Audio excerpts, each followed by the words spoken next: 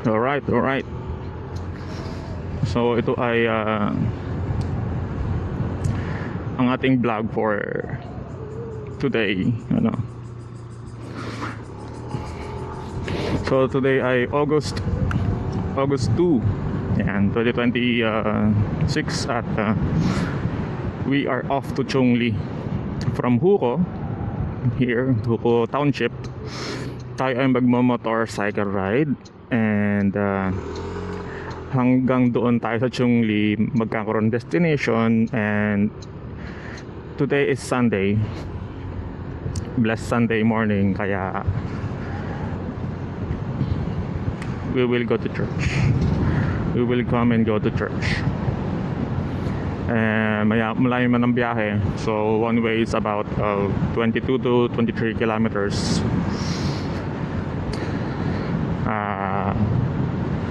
We'll make it. 9:30 ang umpisa ng ating church service sa Taiwan. And thankful and grateful kasi meron tayo ditong Church of Christ sa Taiwan, first branch. Sa susunod na panahon at pagkakataon, magkakaroon na rin syempre dyan sa ibang areas pa ng Taiwan. Okay, so upon the time na ako ay nabiyahe, so I will try to be madaldal para makapag bumulis yung oras ng biyahe, ganoon naman talaga siguro tayo. Gusto natin may kausap tayo. And ako naman I will take the opportunity to make a vlog about life, about Taiwan life, specifically. Ayun, I will discuss something. Pakinggan nyo na lang po kung ano pong inyong matutunan or maintindihan or ma-receive. Okay.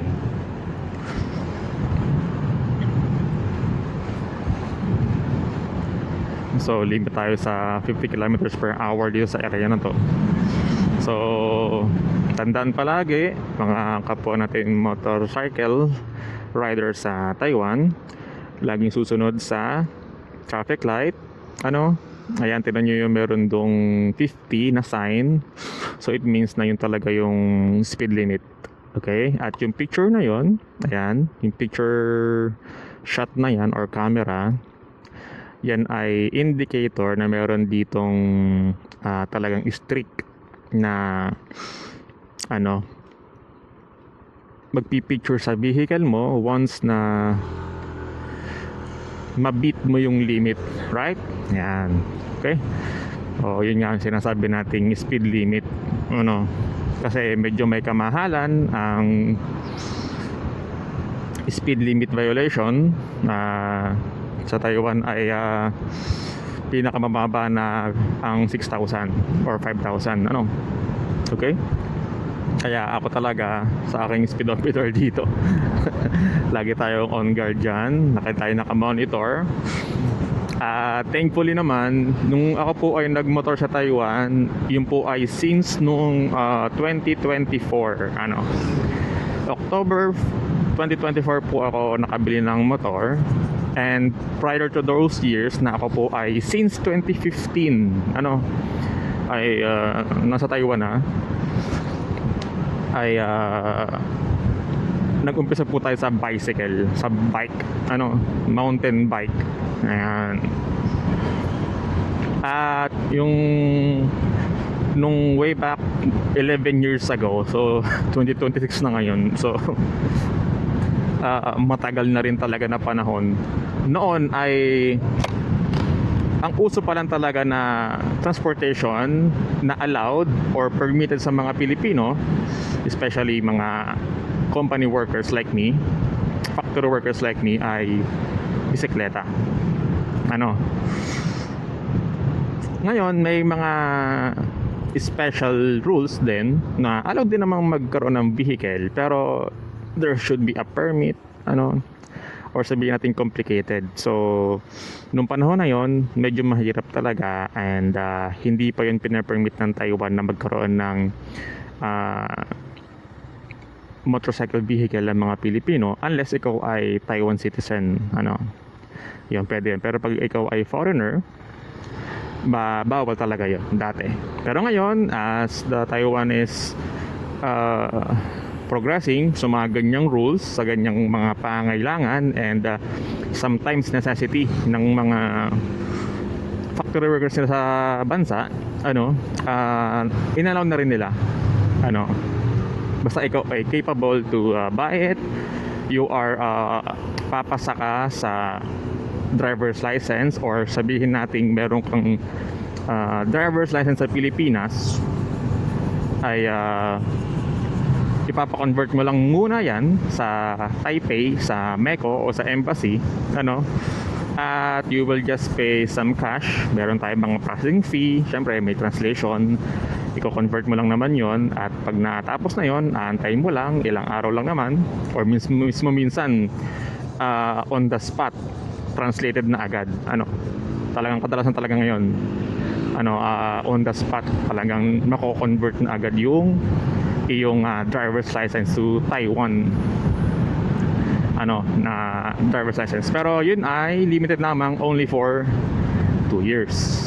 So it doesn't matter kung ang iyong lisensya sa Pilipinas ay 5 years or 10 years at nagpa-convert ka to Taiwan, hindi yon i-absorb ng Taiwanese driver's license mo. So you should renew again after 2 years. Right? Yan. Murang-mura lang naman yon, at saka napakabilis ng proseso. Pupunta ka lang talaga sa Taiwan Embassy, sa MECO, Taipei, or sa MECO, Kaohsiung, wherever po. Kaya po tayo ng embassy, madali lang naman po yon magpa-convert. Basta fill up the form, ipakita ang mga requirements na hinihingi sa ganoong transaction, and you're good to go. Okay, so yun nga po, balikan natin. Nag-umpisa tayo sa bike. Ayan. Tapos sunod naman nun, e-bike. Right? Ayan. E-bicycle. Ayan. Doon naman, nung nakaluwag-luwag na nung naka-raos-raos na, may konting na-save, ayan, may meron na tayo nagagawa, nag-upgrade naman tayo sa e-bike. Kasi ang bike, isa sa mga disadvantage lang nun, pero I'm not demeaning na walang tulong ang bike, pero napakaganda sa katawan at sa kalusugan ng bike. E-bike nga lang, yun nga lang, more convenient, hindi ka na papadyak, hindi ka na pedal ng malayo at papawisan ka agad whenever na konting biyahe, or especially pag-carry ng iyong mga groceries. Kasi ganoon ako dati, nag-umpisa ako sa bike na may basket, parang sa Japan, ganoong mga design, at naging mountain bike. Ayan, naka-upgrade ng mountain bike. Kaso talagang ang hirap niya yung bullet train, ganda, ayun. So na-upgrade natin siya sa mountain bike, kaso lang ang hirap pa rin talaga ng pamimili ko noon. Yan ang mga na-experience ko, kasi malayo yung bilihan sa dormitory. Ayan, kailangan talagang magbabag ka or meron kang carrier sa bike mo, kaso hindi ka siya sa lahat. Kaya minsan yung manibela ko nakasabi sa kanan kaliwa, yung groceries ko na plastic, binabalansin na lang natin para hindi tayo matumba. Pero talagang mahirap, yun. So nag-e-bike naman tayo ngayon. Hindi naman kailangan pala ng driver's license ang e-bicycle sa Taiwan, alright? Ayan, so kapag ikaw ay nag-e-bike sa Taiwan, hindi mo kailangan ng driver's license. Talagang motorcycle lang gaya nito. And next, e-bike, compulsory ngayon. Simula siya noong 2024, na kapag ikaw ay mag-e-bike, kailangan ito ay naka-register at ito ay mayroong insurance din. Right? Ayan. Even though wala kang lisensya at you are permitted to drive e-bicycle sa Taiwan, kailangan mo ng insurance at kailangan mo rin ng registration. Right? Ayan. So kapag mag-purchase ka at this time ng e-bike, kung ayaw mo ng motor, kailangan talaga na in default, kailangan registered yan at may insurance. Ayan. So, kung mapansin nyo po, 2024 ako nagmotor at 2024 din po kasi talaga ako nag-stop mag e-bike. Kasi yun po yung dahilan. Kasi yung pong yung pong e-bike ko noon ay tinatry kong iparegister. Kaso nga lang po, before po kasi mag 2024, naging rampant ang bentahan ng Taiwan e-bike sa Pinoy, kagaya ko Kaso nga lang po, hindi sila ganun kahigpit or wala silang rule na ipa-register at ipa-insurance ang motor. It is upon your own decision pa lang or free will kung gusto mo lang o hindi. Pero noong 2024 po, nagbago ko po ang policy ng Taiwan sa pagkakaroon ng possession ng e-bicycle kasi sabihin na rin natin parang motor na rin naman talaga, malakas, mabilis at marami pong na-aksidente, locals man po or foreigners kagaya po ng mga Pinoy na nagba-viral noon na nababangga, na aksidente at sa kasawiang palad po talagang mayroon po nawawalan ng buhay kasi po ang e-bike din ay hindi seryoso po yung lakas noon kahit po siya ay baterya na nalolobat pero po yung dynamo noon na pinakamakina niya parang dynamo kasi na malaki yung gulong nun sa likod. Yung gulong sa likod, yun ang pinaka-dynamo nun na umiikot. Malaki lang talaga. At pag po kasi talagang ang e-bike, tinaasan mo ang watts, tinaasan mo yung amperes ng iyong setup, which is ginagawa po talaga ng mga Pilipino yan or mga iba't ibang lahi din dito kagaya ng mga Vietnamese, Thailanders, o mga Taiko, Indonesians, Yenan, ayan. Pinoy, syempre nga lang po nagkakaroon ng mga ganong incidents kaya actions were taken by Taiwan government to revise a mandate for registration and insured na e-bicycles. Next, motor. Ayan, so yun na po yun. Nung po kasing may e-bike po ako noong 2022 2022 po ako nagkaroon talaga ng e-bike. Bumili po ako ng segunda mano kasi po nagkataon po yung owner noon ay nag-transfer ng ibang company. Okay. So hinulugan ko po siya 3 months na 8,000 NT per month so 24k. Ayan, yung pong papers noon, di ba sabi nga po natin before na magkaroon ng policy, hindi po mahigpit at naging rampant yung bentahan. Kaya po minsan yung mga documents or papers wala na. Ngayon nga po, kahit nga po yung napagbentahan ako nung aking e-bike, wala po siyang papers or documentations or anything na kinakailangan para mapa-register at mapa-insured ang e-bike. Kaya po na-force po ako na mag-transition po ng e-bike to motorcycle. Ayan. So yun po yung history nung aking mga naging sakyan sa Taiwan. Bike to e-bike to motorcycle. And I think naman po na ganito na talaga yung pinakahuling kong sasakyan dito. Even though allowed din po ako na magkaroon ng 4 wheels to Taiwan, kung affordable din naman po talaga dito sa Taiwan ng 4 wheels, talaga pong affordable talaga sa totoo lang. At napakadali pong ilipas sa pangalan, ipa-insured at mura lang po ang parehistro. Pero I won't take the risk for that or the expenses is gonna be too great for me. At ako naman po ay pa 12 years na next year. 12 years na. Limit na ng Taiwan. Ayun. So, limit ng Taiwan. 12 years. So, ito po ay trivia ulit para sa mga Pinoy OFW na bago pa lang. Something to learn about sa Taiwan kung pupunta po kayo dito or meron po kayong plans at goal na magkaroon ng employment sa Taiwan. Limit lang po talaga sa 12 years ang natin years ng employment sa Taiwan. Okay? Ayan. So ang Taiwan po ay in a default way o yung pinaka standard law natin na limit 12 years lamang po. Ayan, 12 years lang. At kapag ikaw ay, ang ganda ng view, wow. Ayan. Kapag ikaw po ay hindi na na-absorb ng company or hindi ka na nagkaroon ulit ng chance or sabihin natin na pinawi ka na talaga ng company, that's it. That's it. Ganun pa man po, napakarami pa rin po talagang chances para magpatuloy ka sa Taiwan over 12 years. Then what's the options? So ngayon po meron po tayong tinatawag na gray collar and white collar. Gray collar and white collar. So ano po muna yung gray collar? Yan. So based from sa akin pong studies o sa akin pong experience, sa akin pong pagkakaalam, pagkakaunawa, kapag po ikaw ay sabihin na gray collar, ang connection po nito sa pagkakaroon mo ng limit sa Taiwan ng 12 years ay magkakaroon ka pa muli ng another 3 years. Okay, so how does it work?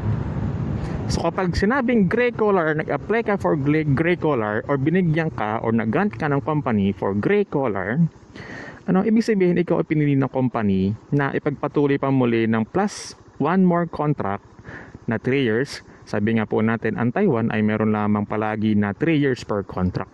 Okay, so meron ka pong 3 years more, so aabot ka po ng 15 years.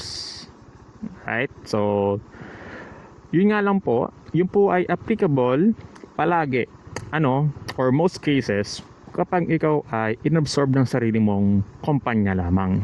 So hindi po madali na magpa-absorb sa ibang kumpanya, lalo't sa ibang yung ibang kumpanya ka rin po nag-graduate ng 12 years. Right? Okay. So ako po, ako po ay magto 12 years na. Ganda pala yan. Sa aking iisang company. So since 2015, dire-diretso po ako ng 1, 2, 3 and my 4th contract na ngayon na tumatakbo ng 11 years this 2026. Last year ko na po ng 2027. Right? Ayan. Yun po ay ako po ay eligible din na makapag-apply ng gray collar para po magkaroon pa ako ng last 3 years at makapag 15 years. So pasok po ako doon. Pero pasok din naman ako sa white collar. So yun naman po. Paano naman yung white collar? Pero bigyan din pa natin si gray collar. So si gray collar, kagaya ko po na isang company ako ng pinagtrabahuhan. Pero it doesn't mean na isang company lang kailangan para ikaw ay mag-gray collar. Kasi meron po mga cases na mga OFW natin na nag-start sila sa ibang company, nagsarado or nag-endo, umuwi muna, nagpahinga, bumalik ng Taiwan at nakabalik at nagtapos sa ibang company pero inofera ng gray collar. That's good. That's okay. Pwede yon, possible yon. Alright? Ayan, so kapag ikaw ay gray collar candidate, basta kahit ikaw ay hindi nagkaroon ng solid na prior years sa isang company at inabot ka ng ika 12 years mo or last contract mo sa company nila at nagustuhan ka, you will be a candidate for them na maging gray collar. In-apply mo, tinanong mo, nag-approve ang HR nyo, ang mga supervisor and boss mo, walang problema doon. Go yon, pwede rin yun. Okay, basta nga lang ang most ang time nun ng pag-aasikaso, at least po dapat ay 1 year before ng iyong end of contract, ng ika 12 years mo, dapat 11 years ka pa lang na tumatakbo, 12, 11, 10 to the months na countdown ka na, dapat at least ahead ka ng 1 year, nag-aasikaso ka na at meron ng clarification sa iyong employer na ikaw ay gray collar candidate nila. Okay. So yun po ay isa sa mga paraan at mga clue. Kailangan po malinaw agad sa iyong employer, sa iyong company, or even sa iyong coordinator or sa iyong broker or sa iyong agency sa Taiwan, na ikaw po ba ay candidate nila for gray collar, no? So kailangan ayusin natin agad yon, far ahead far ahead of time, para malaman mo talagang meron kang aasahang 15 years or 5 kontrata, right? Okay, so paano naman yung white collar, ayan. So kapag sinabi namang white collar, ayan, pag sinabing white collar, ito po ay yung extension naman ng iyong employment sa Taiwan, na hindi ka na sakop ng any contract, right? So sabihin natin yun ay only Taiwan na, unlimited year ka na sa Taiwan. So you could be more than 15 years of your working time sa Taiwan, right? Ayan. So yun naman po yung pinagkaiba ng white collar sa gray collar.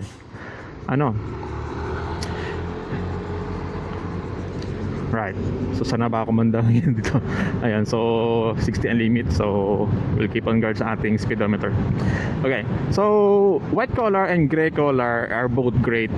Yan, especially sa mga kapwa ng Pilipino kagaya ko po, na gusto pang mag-extend, gusto pang magtrabaho at napamahal na sa bansang ito. I am really loving and enjoying my time here sa Taiwan po.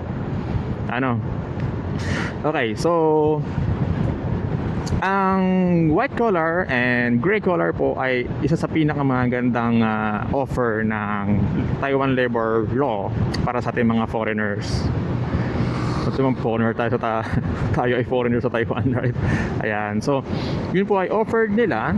Ayan, basta ikaw ay gusto ng iyong supervisor, gusto ka ng iyong boss, gusto ka ng iyong leader, gusto ka ng iyong HR, and once na ikaw ay mag-request, magtanong ka agad, linawin mo ka agad. Yan, at gusto nila na ikaw ay good, you're how pang.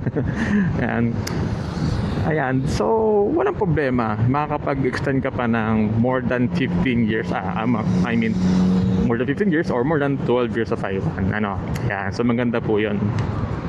Okay, so yun po yung aking ding ipinagdarasal bilang malapit na matapos sa Taiwan. So kung loloobin naman ni Lord ay bakit hindi, tatanggapin natin yan. Pero I will do my part after my prayers sa future natin sa Taiwan. Is it really 2027?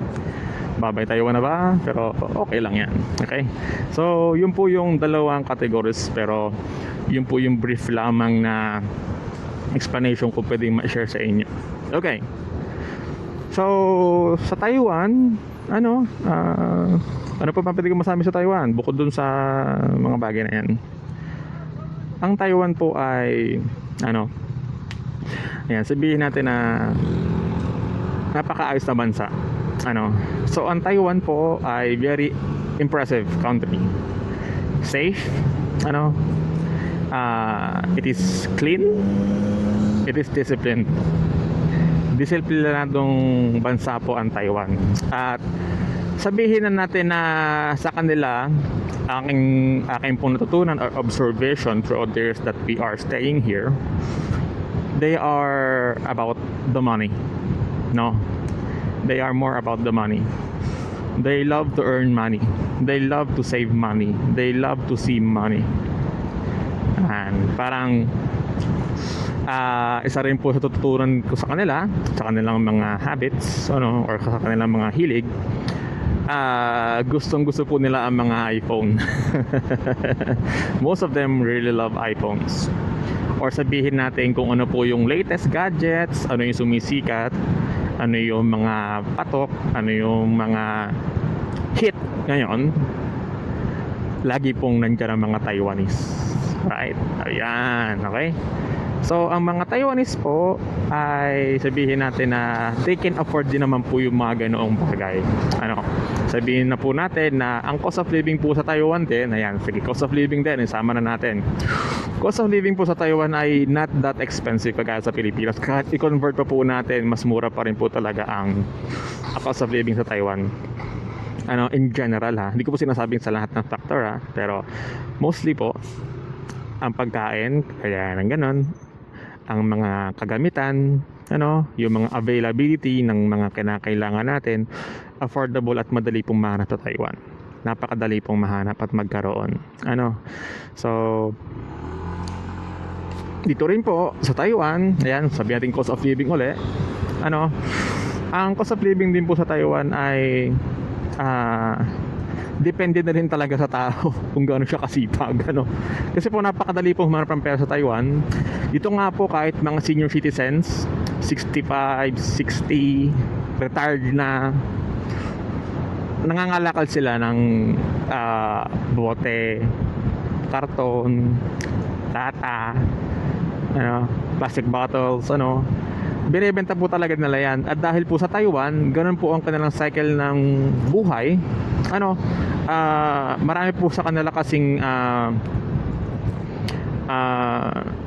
convenience na ang common material, ano, or ang usual materials being used ay yung mga ganoong bagay, ano, yung mga disposable at recyclable items, ano, kagaya po ng kanilang packed meal, ano, yung kanilang mga sinasabi natin mga bilihan ng mga food, tanghalian, almusal or mga panghapunan, ano, naka-repack po yan.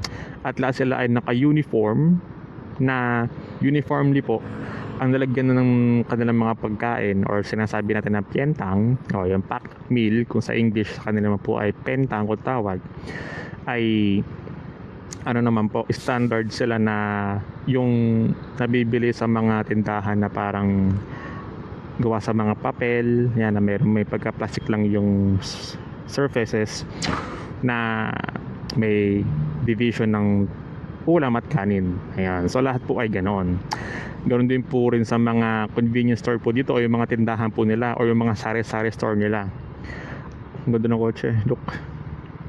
Ano, so yung kanila pong sari-sari store o mga kanilang mga convenience store, kung mapapansin nyo po, halos po kanto dito sa ating pong mga dinadaanan ay merong 7-Eleven, kagaya po nito, yan, Family Mart. Ano, meron din po sila ng mga High Life, meron din po silang Simple Mart. Yung po ang pinakatindahan nila, yung po ang pinaka-sari-sari store nila.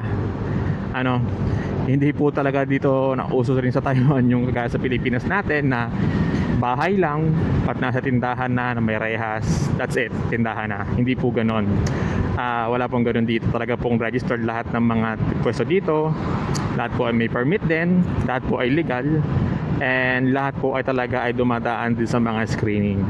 Ayan, so yun po ang pinagkaiba ng kanilang mga tindahan o mga sari-sari store sa atin sa Pilipinas. Yun po talaga yung kanilang convenience store. Ano, marami po talaga dito 7-Eleven kada po kanto, yan, kada po street, kada po block, halos po meron po talaga lahat. Ganoon po talaga kadami. Kaya kung malalaman natin kung gaano kadami ang branches ng mga ganoon pong convenience stores nila, talaga pong aabot talaga ng in total is million branches. Ano, sa buong Taiwan lang yun. Nakakala sa buong Taiwan. Ganda ng highway, no? Tignan nyo naman po ang ganda ng highway nila. Very organized. At saka talagang pag red light, red light. Okay? Pag red light, red light. Kapag red, stop. Hindi green. Right? Hindi yun green.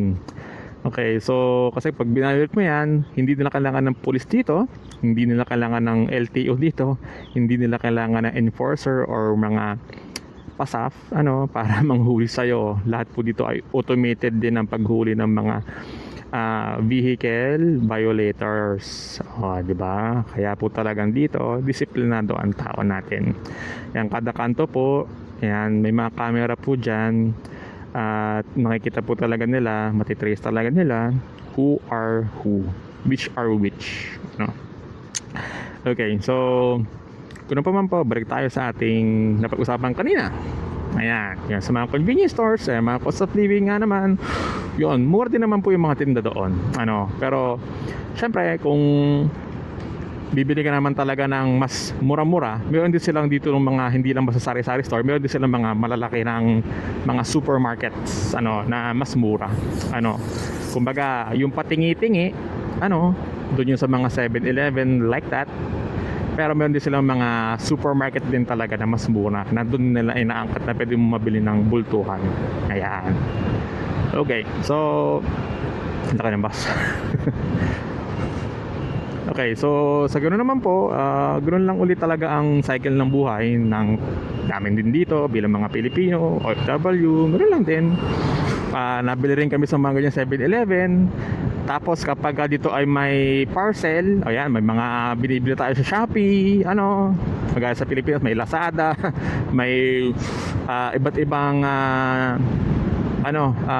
couriers na ganyan. Dito po talaga ay mostly doon sa mga tipo ng 7-Eleven or mga sari-sari store nila, kagaya ng mga ganong nabanggit natin, Family Mart, Simple Mart, Okay Mart, ganyan, Family Mart, 7-Eleven. Doon po talaga lahat din dinideliver yung mga parcel natin. So ikaw po ang pupunta doon para pick upin ng iyong items. So ganoon din po yung style nila ng mga pagpa-parcel nila. So ganoon lang din po, medyo madali lang din. Ayan, to para po talagang i-safe yung iyong yung iyong parcel, maingat naman po sila sa parcels nila. At yun nga na po, talagang may kasamang service fee upon delivery din. Pero safe naman po, at saka talagang hindi magkakaroon ng confusion para magkabalibriktad or ma-send sa ibang location yung kanilang deliveries. So ano pa ba? Ano pa ba pwede ko ma-share? Oops. Green. Okay.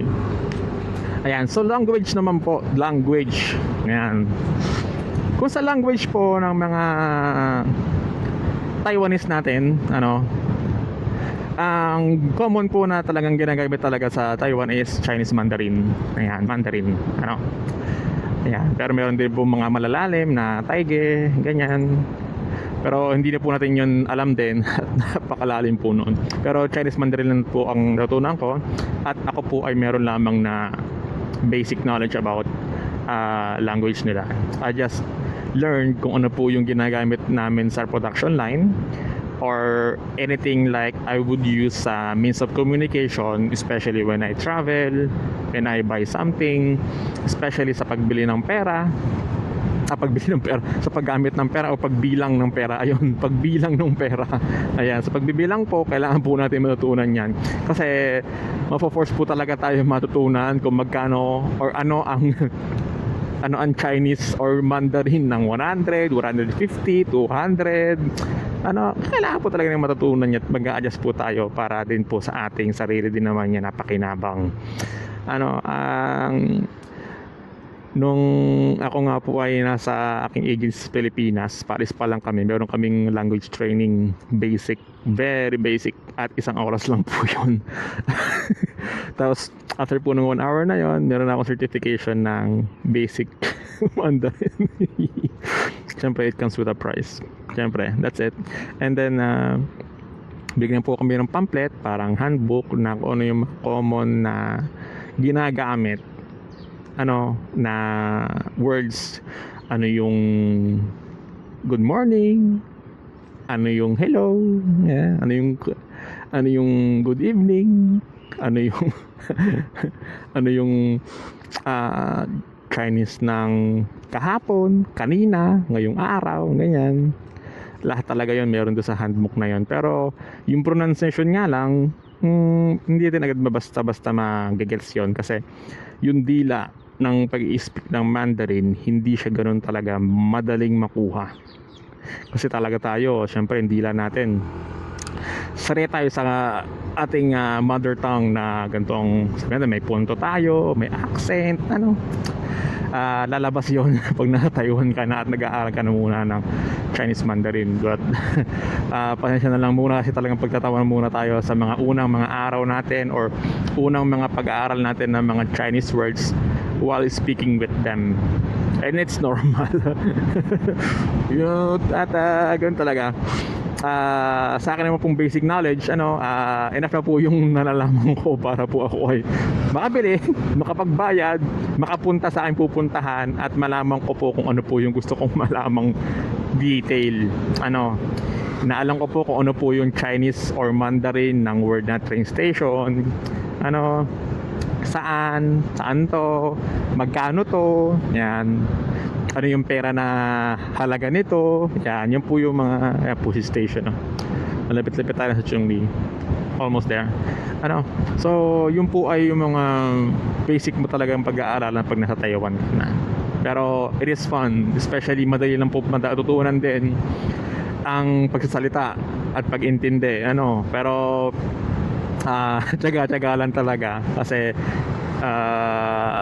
wala namang nakukuha sa mabilisang paraan, lalo especially sa language. Ano, kailangan talaga ng time. It will take time for you, for your tongue to be trained to pronounce it very efficiently. And ano pa ba, about sa sa Taiwan din, ano pa bang pwede kong idaldal sa inyo? Ayan, sa Taiwan din, yun, yung means of transportation. Ano, yan, kung sa pansin nyo, talagang sa Taiwan din napakarami rin ng motor. So as you can see, talagang kahit saan kayo dumingon, every household po talaga pong automatically mayroong motor. Ano, so motor po talaga yung pinaka basic nila dito na means of transportation. Yan, next na po yung mga kotse at yan pa. Pero yun po talaga, kasi po minsan college students or high school na under legal age, talagang motor na rin ang gamit nila pagpasok, pag-uwi, employed man po or students, right? Ayun, so ano pa ba? So sa transportation din po namin, yan, kunyari hindi naman kaya ng motor ko yung pagpunta ng sobrang layo na destination ko. Ano, so meron po tayong taxi rin dito. Ano, meron dito tayong mga bus, may mga bus din tayo dito. At mura lang po yung mga pamasahe. Talaga pong government talaga yung nagpapatakbo ng mga bus lines or train stations natin dito, kaya po napakamura din ng mga pamasahe. Ano pa, 15 lang, 15 ganyan. Pero syempre yun yung basic fare or minimum fare. Tren, no? Yun. Ayan, speaking of tren. Ayan, so dito rin po sa transportation sa Taiwan, napaka-convenient din. Sa isang araw lang pwede mo nang mapuntahan ng dulot-dulo ng Taiwan. Ano, sa loob lamang ng kalating araw nandoon ka na sa kabilang dulo ng Taiwan. From north to south, guaranteed. Ano, so syempre tren yan, tren, bullet train yan. Dito po mayroong bullet train at napakaganda, napakakisig, napaka-convenient, oras lang, napakatahimik pati. Saan, nakita niyo po kanina yung bullet train na dumadaan. Ayun, meron po talaga silang ganyang means of transportation at it's very impressive. So kung meron bullet train, lahat ba dapat bullet train? Hindi naman. So meron pong iba't ibang klase ng tren or train categories din ng Taiwan. So syempre, ang first class ay yung pinaka maganda, yung bullet train. So it comes with a price. At yun naman po talaga ay very convenient. Very nice ride, napakaganda. Pangalawa ay yung ating mga high speed train or yung mga local fast train. Local fast train. So yun po yung mga talagang binabaybay niya or sinisinsin talaga niya yung mga main cities ng buong Taiwan. Okay? So yun po ay huminto lamang sa pinaka-primary or pinaka-big cities ng Taiwan. Yun po ay huminto lamang kagaya ng kunyari sa atin sa Pilipinas. Hihinto lamang po siya sa kunyari Calabarzon tayo. Hihinto siya sa Santa Rosa City, hihinto siya sa Calamba, hihinto siya sa Salipa, hihinto lang siya ng San Pablo City. Ganun lang po ang hihintuan niya. Yun po yung pangalawang klase or pangalawang kategory. Pangatlo naman po. Pangatlo, yun yung po yung pinaka local train.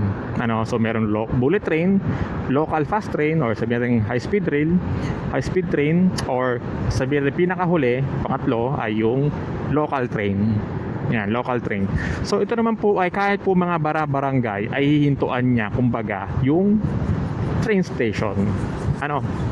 So trivia po muli. So dadaan po yung high speed train o yung local train, yung per city, sa dinadaanan din pong riles na pang per barangay kumbaga po.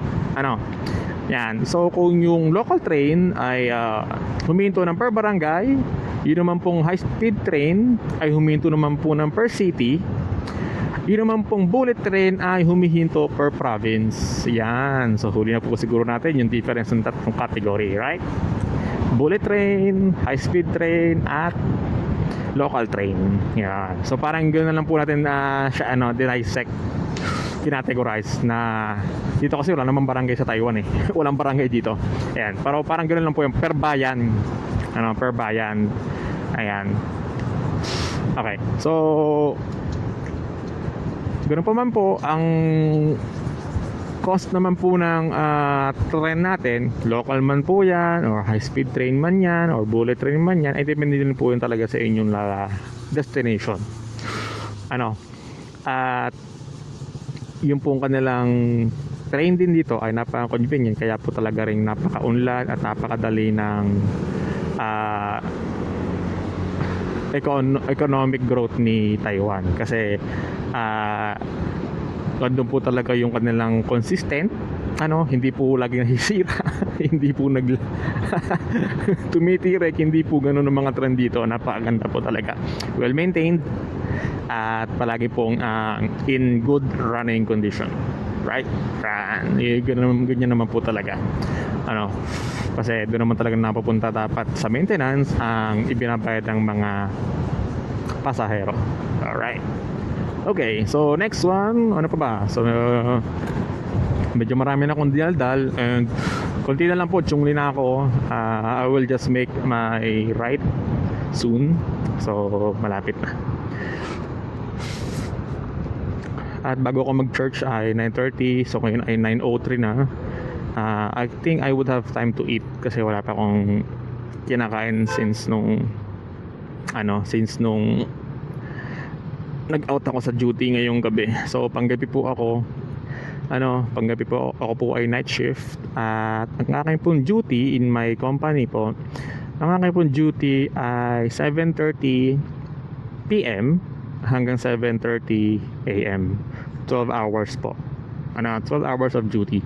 Kasi po 24/7 po ang aming company, especially po yung production line. So meron po kaming dalawang building, isa pong production line, yun po yung amin, yung pinaka factory, sabihin natin.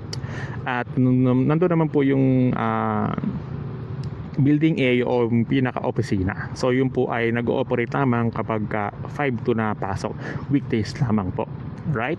So yung production building, yun yung sa amin, 24/7 yun. Pero yung office building namin, nalandun lahat yung processing, documentations, or any information regarding sa aming pinaprocess ay 5 to lamang ang pasok. At yun naman pong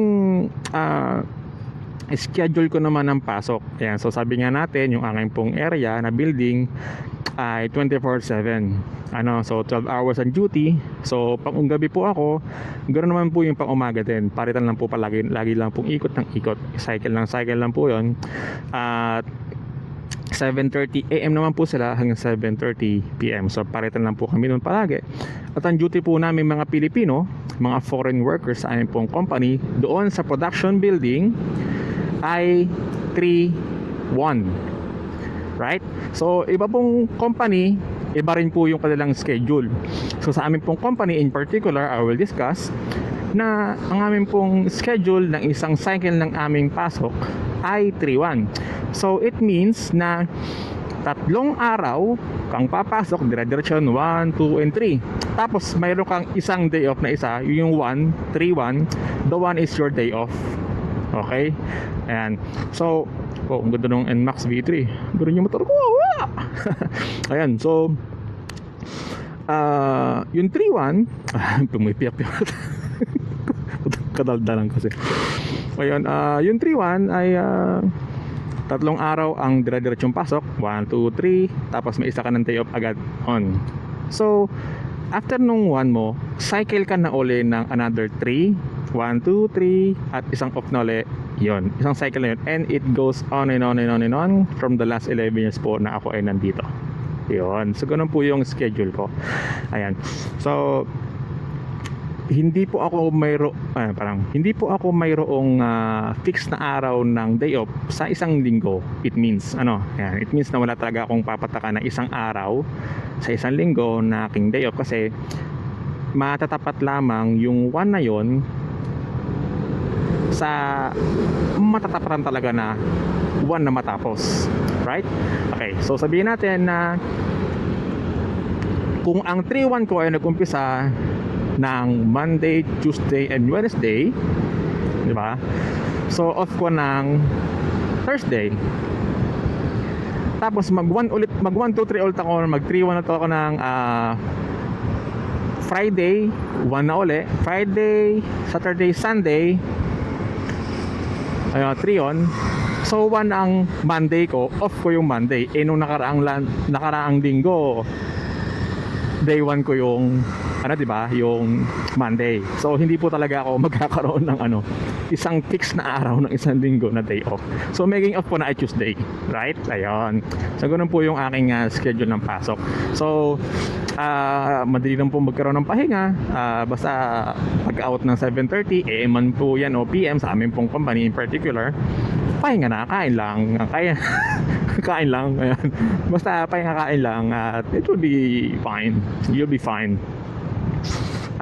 And then sa iba pong company, sabihin natin sa ibang company, paano naman yung ibang company? Ayun, so sa company po namin in particular, sabi ko, doon lang po sa amin yun ay 3-1. Pero meron din po kaming kagaya na ibang company na ganoon ang foreigner na schedule.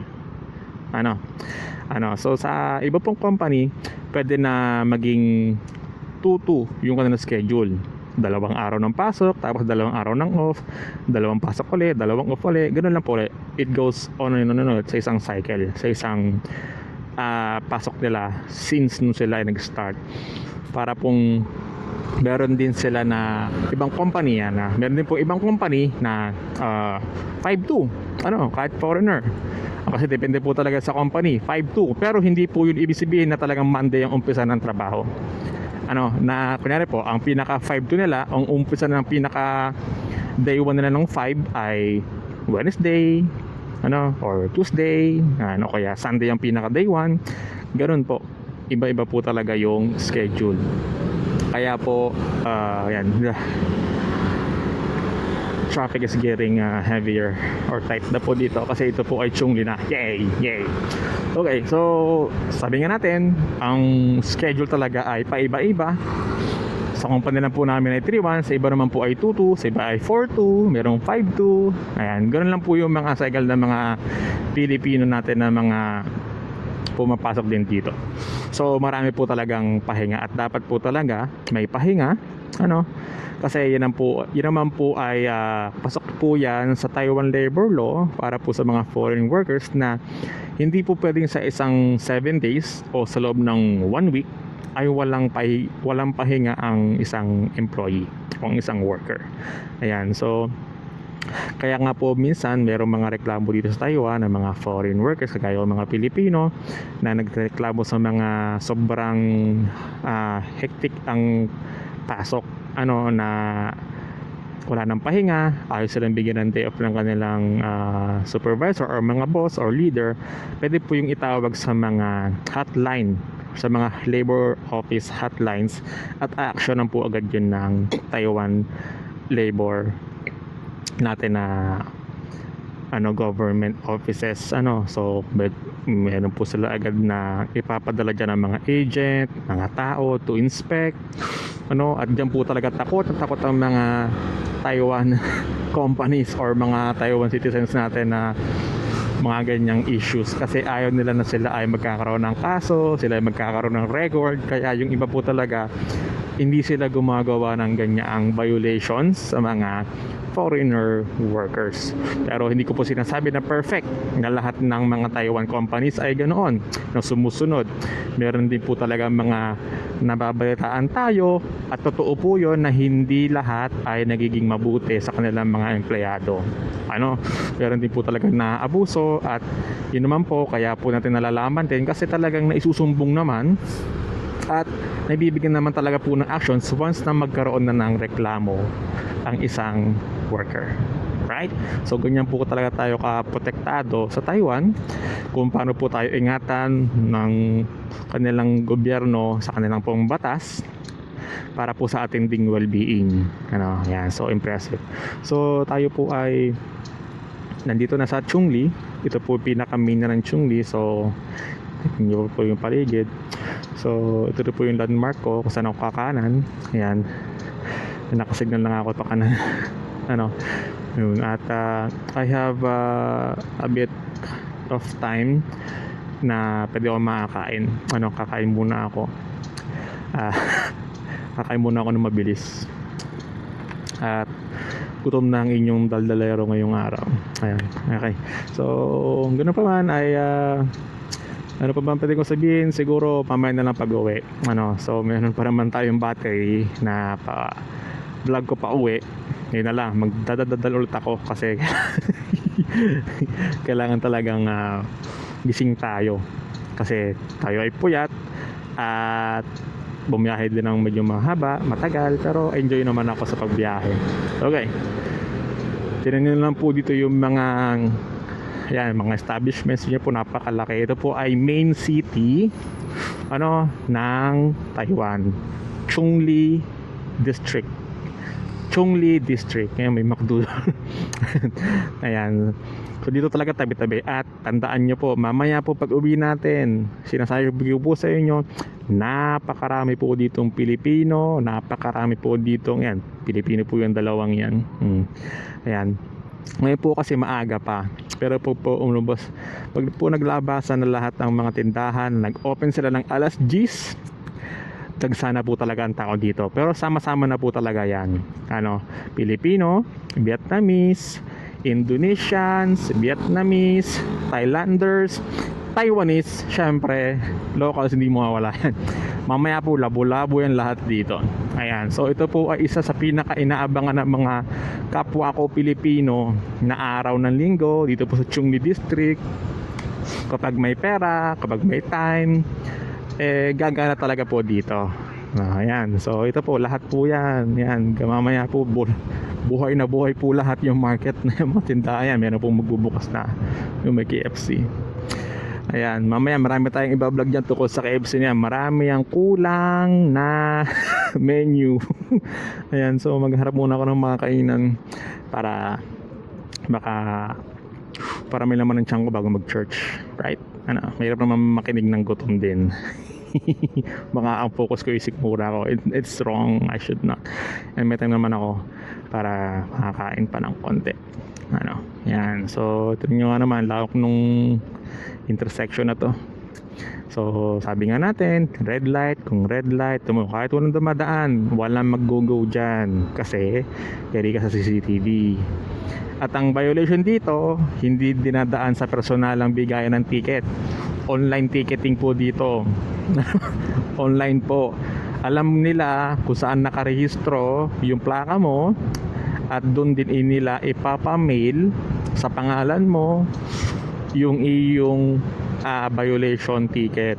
Babayaran mo na lang sa mga convenience stores nila. Yan, ang mga 7-Eleven nga po na sinasabi ko po sa inyo. Ayan. Okay, sa area naman po na ito na po yung pinaka-sentro ng pinupuntahan ng mga Pilipino dito po sa Chungli District. Ayan, tagal naman ang aking red light, 80 seconds pa. Ayan, so sa pagbaba po na yan po ay tabi-tabi na po yan. Tabi-tabi po talaga yan ng mga bilihan. Meron po diyang ukay-ukay, meron po diyang bilihan ng mga damit. Lahat po ng pagkain din nandiyan, especially po yung mga pagkain pang Pilipino o pang Pilipinas talaga. Marami po dyan nagbi-business. Kaya po lahat po talaga kumpura ng mga Pilipino dito. Pilipino na lang po tayo mag-stick ngayon ng category sa market, na yan po yung kahabaan talaga na mamaya daanan natin yan. Maghahanap tayo ng spot to park, papasadahan po muna natin yan para makita nyo rin. Ayan, so bilihan nyo ng mga bag, pang souvenir, pang damit, pang beddings mo, pang kurtina, pantulog, sapatos, shorts, jogging pants, pantalon, lahat na po ng kailangan nyo nandiyan po talaga sa part na yan. So ako rin po talaga ay bumibili-bili dyan, at kompleto po kasi yan, tsaka mura rin po talaga. Sabi nga po natin kanina, yung cost of living po dito ay marami ring available at mura. Kaya po madaling makakabili, madaling makaka-acquire ng ating mga hinahanap. Okay, 3, 2, 1, green. Ayan, so iikutan ko po muna. Meron po talaga tayong church dito na Catholic naman po. Kaya po talagang dinadaya po itong street na ito ng mga Pilipino. Ayan, so tinan nyo po. Ayan, may mga nakapwesto na po agad. Kapag talaga Pilipino ang nagpapatakbo, maaga magpwesto, o kaya mga Taiwanese na talagang alam nilang maaga pa lang may tao na. Yan, tabi-tabi talaga po yan. Yan, tapos ito po yung Catholic Church nila dito na kasama po nung iba after po nila mag-church ng Sunday. Yan, kakain na po or bibili ng kanilang pangangailangan. Yan po, yan o, yan po yung church nila. So hindi po yung church natin na pupuntahan mamaya po. Hindi kasi makikita kasi nasa 9th floor po yung ating area. So ito lang po yung kahabaan na yun. So I will take my turn here. Babalik po tayo sa kabila. Ano? Ayan. So yan. Balikan natin, pabalik naman ako. So ito po yung pinaka-umpisa, pinakadulo umpisa. Ayan. Yan po yung mga makikita nyo dyan. Dito po ang bilihan ng mga kapwa natin mga Pilipino. Ayan. Medyas. Saklob, no? Meron pa rin. Accessories ng phone. Pero pati po mga mura na segunda manong phone and tablets, laptops. Meron po rin sa part dito. Yan, dun. Yan, mga UY 150, 80 lang. O, di ba? Mura lang. Ayan, mga laptop yun. Cellphone. Tsaka po pag bibili tayo sa Taiwan, huwag po tayong convert ng convert ha. Huwag na po mag-convert kasi wala kayong mabibili. Pag magko-convert kayo kada bibili nyo yung isang bagay. Kami pong mga OFW sa Taiwan, hindi na po kami pala convert. Ayan. Ayan po, ayan po mga bilya. Ito naman yung kabilang dulo na. Ito, 7-Eleven po ulit yan. Sabi ko po sa inyo, convenience store po yan ng Taiwan. Yan, puro pwesto-pwesto po ng dami. Yan, napusto na sila. Ayan. So, ngayon po ay maghahanap na ako ng parking spot para po makakain na rin muna ako saglit. Tayin ko lang po mag-granito at iikot po ako sa kabila. Ayan po. So, yun po yung aking vlog this morning. Salamat po sa pagsama sa akin. Yeah. Thank you po kung natapos niyo po yung video na to. Ayan, so 360 camera po ito, kaya po bahala na po kayong magtingin-tingin sa palibot. Hindi ko po sure kung i-edit ko to ng 360 view or ako po yung mag-a-angle. Depende po sa aking perspective ng pananalita. Kayo na po ang bahala. Ayan, so kung kayo po ay nagustuhan niyo po ang aking video papunta ng Hukou to Chungli District, ayan, don't forget to hit like, subscribe, and to support my channel po. Simpleng channel lang po naman na meron ako. Liit lang ang aking channel. Salamat po kung gagawin niyo po yon. So kung ano man po yung inyong karagdagan tanong or suggestion, please po i-comment niyo po sa baba at ako po ay willing na i-discuss sa susunod na ating magiging personal vlog natin upon traveling. At isa-shoutout ko rin po kayo sakasakali kung meron. Okay, thank you po sa panonood. Ito po muli si Josh, One Man Josh. Ayan, salamat po sa inyong pagsama sa amin. Thank you po, bye bye.